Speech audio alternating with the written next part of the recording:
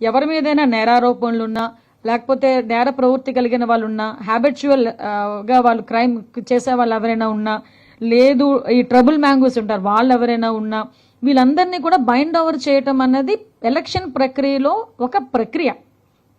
ఎందుకంటే వీళ్ళు ఎలక్షన్ ఏమైనా ఇబ్బంది పెడతారేమో, లేకపోతే ఎటువంటి అవాంఛనీయ సంఘటనలు చేయడానికి వీళ్ళు ఇబ్బంది పడతారేమో అనే విషయంతో ముందుగానే బైండ్ ఓవర్ ఒక వైఎస్ఆర్సీపీ వాళ్ళ మీద కాదండి, బోత్ పార్టీస్ మీద కడతారు.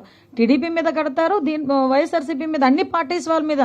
ఈ రెండు పార్టీలే కాదు, యాక్టివ్గా అన్ని పార్టీలు ఎవరైనా ఇటువంటి నేర ప్రవృత్తి ఉన్న వాళ్ళు ఎవరైనా ఉన్నారు అనుకుంటే, పాత నేరస్తులు ఎవరైనా ఉన్నా, రౌడీ షీటర్స్ ఉన్నా, వాళ్ళందరినీ కూడా బైండ్ ఓవర్ చేయటం అన్నది ఎలక్షన్ ప్రక్రియలో భాగం.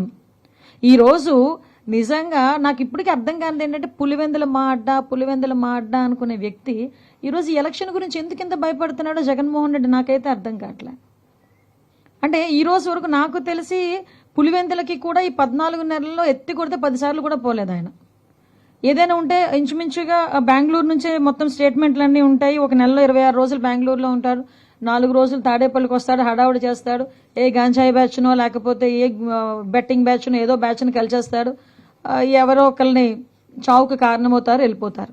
కానీ ఈరోజు పులివెందుల ఎలక్షన్ విషయంలో ఇతను అవినాష్ రెడ్డి గారు కలిసి ఈరోజు చేస్తున్న ఆరోపణలు చూస్తూ ఉంటే నిజంగా వీళ్ళకి అవగాహన నుండి మాట్లాడుతున్నారా, ప్రజలను మభ్యపెట్టడానికి మాట్లాడుతున్నారా? నేనైతే ప్రజలను మభ్యపెట్టడానికి మాట్లాడుతున్నారని చెప్తా. ఇప్పుడు ఎలక్షన్ కమిషన్ ఈ స్లిప్స్ పంచుతారు, మన డిపార్ట్మెంట్ తరఫున స్లిప్స్ అందరికీ కూడా పంచుతాం. వీళ్ళు ఏమంటున్నారు, ఎవరైతే ఓటర్స్ ఉన్నారో వాళ్ళు బెంబేలు పడిపోతున్నారు. దేనికి? ఓటర్ లిస్టులో ఏదైతే ఓటర్ స్లిప్ ఉంటామో ఆ స్లిప్లో వాళ్ళు ఏ బూత్లో చేస్తారో, వే ఏంటి, ఎవ్రీథింగ్, ఎన్ని కిలోమీటర్లు అన్నీ కూడా ఓటర్ స్లిప్లో డెఫినెట్గా ఉంటాయి.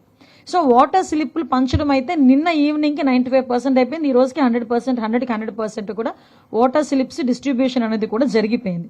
సో ఇందులోని ఎవరు కూడా వాళ్ళని మభ్యపెట్టడానికో ఏదీ లేదు. వీళ్ళు ఏమనుకుంటారంటే, నేను చాలా సందర్భాల్లో చెప్తా ఉంటా, పచ్చ కామెరలోడికి లోకం అంతా పచ్చగానే కనిపిస్తుంది. వీళ్ళకి దొంగ ఓట్లను తీసుకొని వచ్చేది, లేకపోతే ఓటర్లను మభ్యపెట్టేది, భయపెట్టేది. మీకు గుర్తుందో లేదో, ఈ 2021 జడ్పీటీసీ ఎంపీటీసీ ఎలక్షన్స్ టైంలోని ఆ టైంలో నామినేషన్ వేయటానికి వెళ్ళినా కూడా నామినేషన్ని చేతిలో క్లాక్కుని చింపేసిన సందర్భాలు కూడా ఉన్నాయి. మీరు నంబర్ చీరల్లో దాచుకుని నామినేషన్ పత్రాలు వెళ్ళి ఎలక్షన్ కమిషన్ అక్కడ వెళ్ళి ఎలక్షన్ ఆఫీసర్కి ఇచ్చిన సందర్భాన్ని కూడా గుర్తు చేస్తున్నాను జగన్మోహన్ రెడ్డి. ఈ రోజు పులివెందుల్లో కానీ ఒంటిమెట్లో కానీ ఎక్కడా కూడా నామినేషన్ 11 నామినేషన్లు పడినాయి ఒక పులివెందుల్లోనే.